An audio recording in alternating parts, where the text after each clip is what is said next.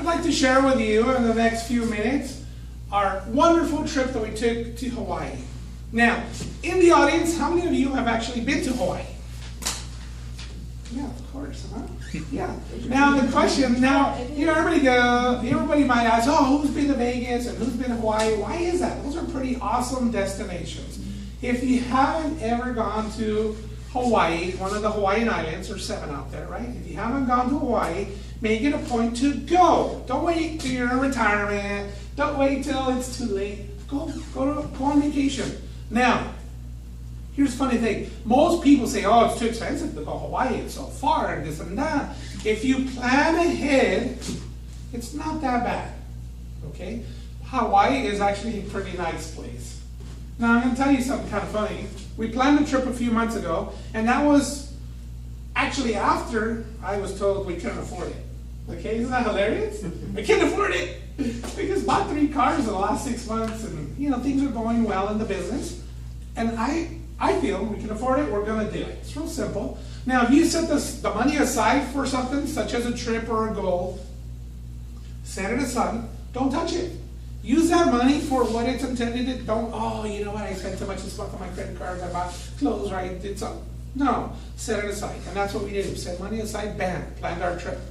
Now, I'm going to tell you, going back to a little bit ago, before the meeting, I was telling you about our van. We have several vehicles, and one of them that we wanted to leave at the airport while we're gone was giving us a little bit of trouble getting to Hawaii, getting to the airport for Hawaii. It's kind of funny. I'll just tell you briefly on that. Well, we had transmission problems with the vehicle. We got that squared away the day before I worked on it. And on our way to the airport, the transmission kind of kicked a little bit. So I was concerned. Oh my God, not only did we get up a little late, not only did we leave the house a little late, there was traffic on the 91, there was traffic on the, all the freeways that we needed to go to had traffic on them. So I pulled out a little handy-dandy real-time GPS, and I started looking at changing routes, and that's kind of what we did. We changed routes, go up and down, and we're starting to get closer to the airport, and guess what else happens? Low fuel light. What? Low fuel light? No! And then, you never know, right? It's a low fuel light, that could be now, or you could have 20, 30, 40 miles to go, right? So we pull over real quick, get the low fuel light squared away, and take off to the airport. We get to the airport, park the vehicle, get up to the terminal area, and as soon as we get there, I asked someone for help, and they said, oh, well, just go over there to the kiosk. Has anybody flown lately? Yeah? When you go flying now, most of the time, people don't help you in person one-on-one. You're expected to go to this little electronic kiosk, kind of like an ATM, put in your name, put in your reservation number, and bam, it confirms you're there, and it'll print out some boarding vouchers, right? So at first we waited, and by the way, they routed us to the wrong point because United Airlines and LAX takes up gate 6 and 7. First they said go to 6, we went over there, no, it's at 7, so we went back. So that killed even more time. So finally, I'm waiting for these people to help us, and I said, forget it, I'm just going to give it a shot. I'm going to this kiosk, started to play with it, and they print it out, and I said, phew, we got it done. We go to the security checkpoint. Has anyone been through a security checkpoint lately? Yeah, right? What a zoo. Fortunately, it wasn't as bad as it's been before in previous trials. Take off your shoes, take off your belt, you're almost naked when you go through it, right? This time, they asked us to, we didn't take off our shoes going to Hawaii, but they did say take everything out of your pocket and so forth. They said, oh, you were randomly picked to get additional screening. Yeah, I was randomly picked, yes. I get picked for everything, I'll talk about that during the Luau story. But here we go, so they pulled me aside, and they checked me for bomb residue. They put tags on me, and they put them in the machine. Oh, okay, you're okay. All right, we're okay. So we go through the security checkpoint. We finally working our way up to the gate. Seemed like it was forever. We get to the gate, and we hear on the overhead, final boarding. Hawaii, United flight to coming out of Hawaii, final boarding, last call. I'm like, what? We just got here. All this stuff trying to get to the airport. So immediately we just gave them the boarding passes and we jumped on a plane. That's exactly the way it went. It was just boom, boom, boom, boom, and we're in the air.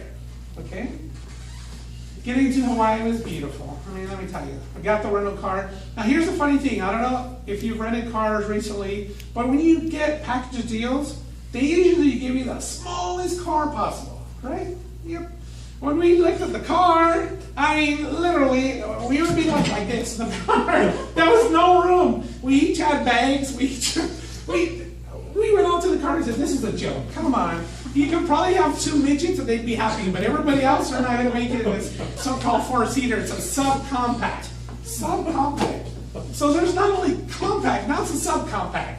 Jeez, I said, no, we're not doing this. What else do you have? Well, we have this charger, right? We have this charger out here. Well, you know me, we're muscle car guys, right? All right, let me take a look at this thing. Like I said, will you marry me? To the car. Yeah, we'll take it. Of course, they upsize me, right? What do they call it? Super size me? Upgrade. Right? I upgraded me. I had to pay, whatever, $20 a day. It was totally worth it. Do you know how comfortable we were in that car? How comfortable?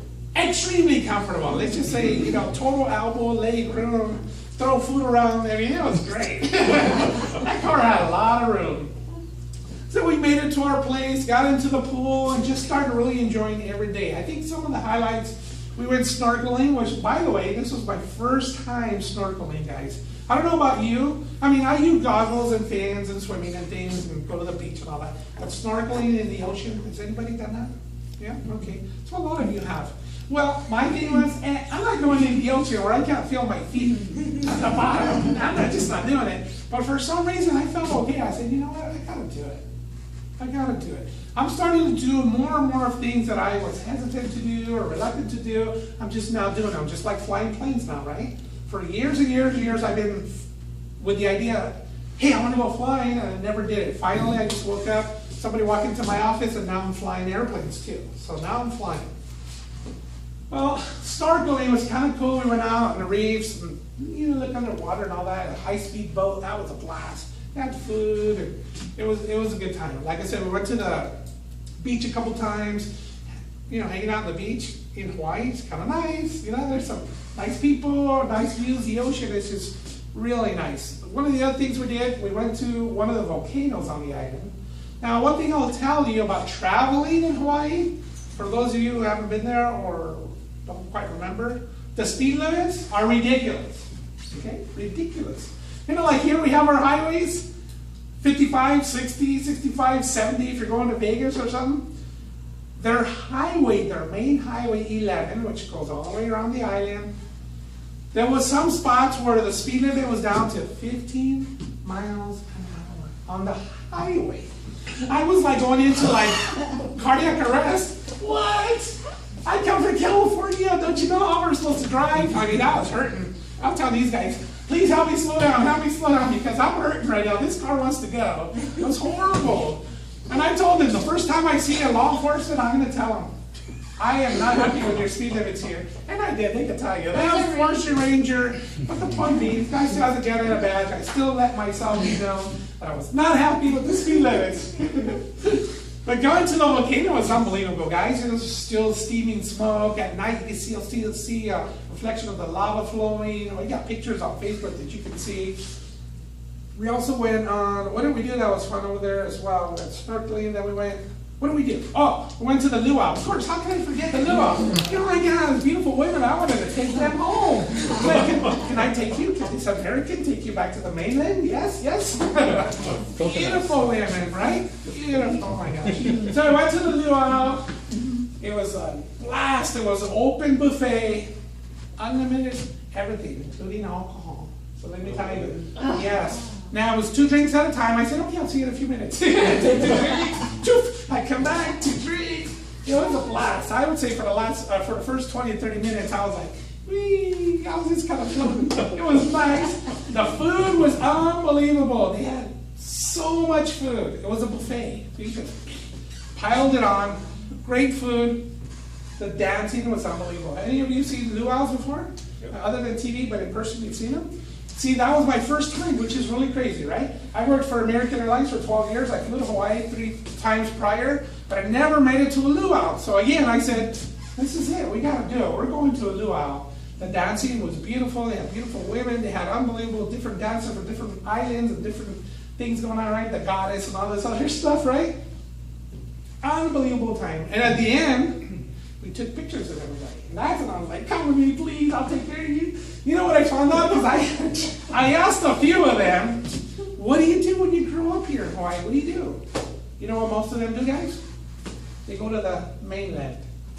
Isn't that interesting? Most, when they grow up, there's nothing to do there unless you're in maybe retail or a tourist. That's it. There's really no jobs there. So the young kids coming out of school and stuff, they take off to the mainland. And they mentioned California, Nevada, and Washington. That's where they go. Here we are trying to get to the islands, and they're trying to get out of the islands. Isn't that crazy? Yep. Yeah, that's the way it is, right? It's always like that with everything, right? I want a bigger car because you got a big car. I want well, we want to go to the islands because we don't live there. They live in the islands. They want to come this way. The only people that want to live there are people that are retiring now, right? It's interesting. Now, I'll leave you with this one last point. We started hearing in the news the last day that there was big tropical storms, hurricanes coming to the islands of Hawaii. And I said, you know what, guys? Good timing. We're flying out of here. Good timing. We jumped on a plane on Tuesday. It was pretty simple getting out of Hawaii. The people were very nice. Even the law enforcement and stuff was pretty cool. Flying over from Hawaii to the mainland.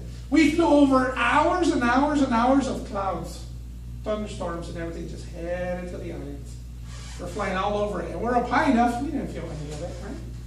And now if you listen to the news right now, guess what's hitting the islands right now?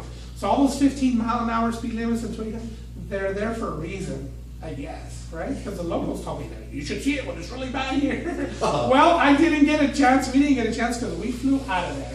Right now, they're in the middle of all that stuff. So I'll leave you with this. When you get an opportunity, don't make excuses. You want to go to Hawaii, or in this case, I want to go to Australia next year. I don't see a reason why I can't do it. If you have a desire, do it. Appreciate it.